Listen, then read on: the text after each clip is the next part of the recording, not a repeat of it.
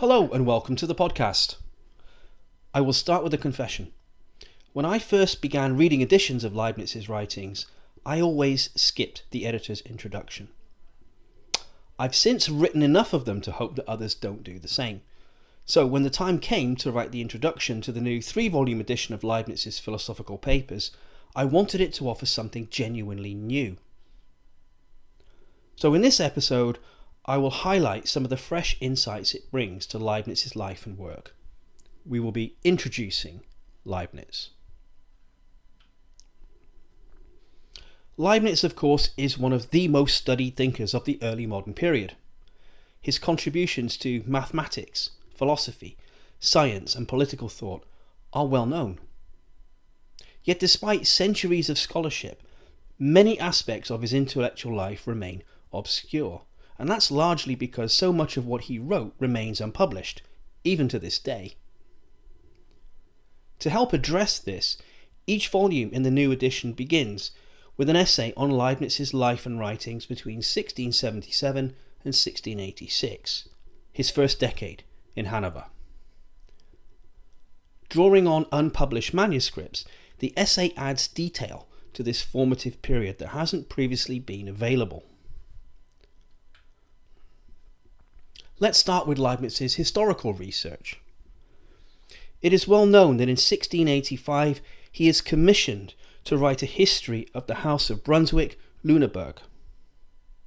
Less well known is that the seeds of this project were planted in 1677, Leibniz's first year in Hanover. That summer, he wrote a political treatise that included remarks about a possible genealogical link between the Este and Welf families, and the Dukes of Brunswick belonged to the Welf family line. Leibniz acknowledged gaps in the early history of the Welfs and began reaching out to those who might help fill them.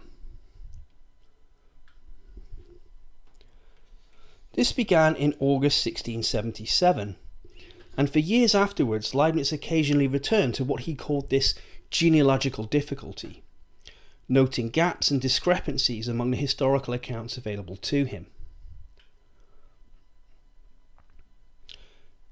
In January 1680, he drafted an early sketch of a history of the Brunswick-Lüneburg rulers, and that is entitled Changes, Successions and Partitions Made in the Duchies of Brunswick and Lüneburg.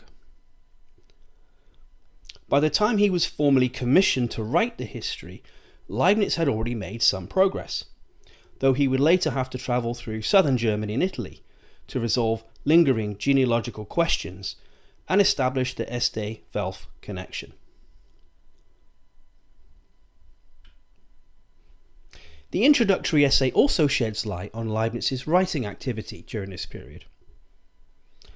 Although he published several books and journal articles, these represent only a tiny fraction of what he actually wrote. Thousands of manuscript pages survive from his first decade in Hanover alone, many still unpublished.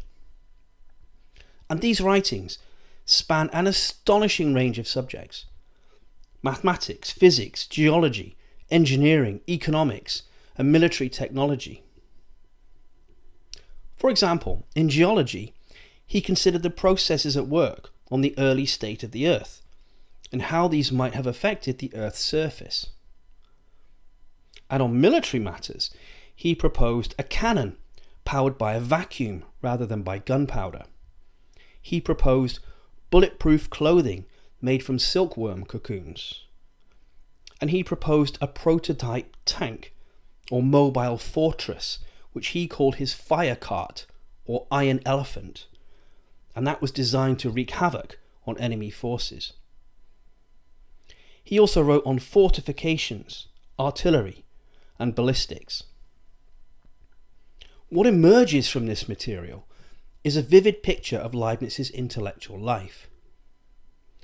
Rather than carefully composing a small number of finished works, he was constantly experimenting with ideas, filling loose sheets with drafts, fragments, and speculative proposals. As he once remarked, sometimes so many ideas came to him in the morning that he had to spend the entire day writing them down.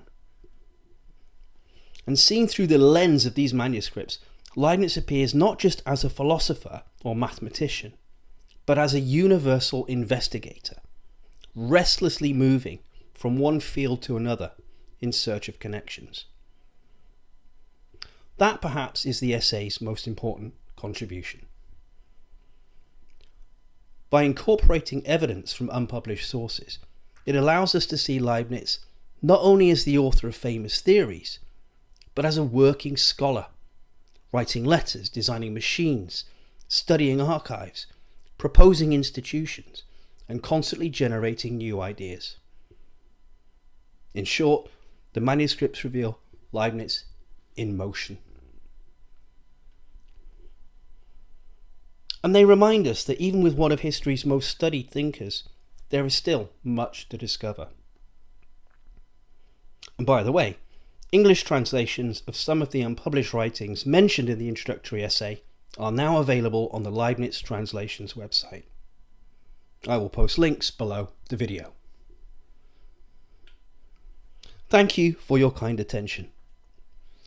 In the next episode, we'll explore how some of the texts in this new edition form a narrative arc that shows how one of his grand intellectual projects came to be.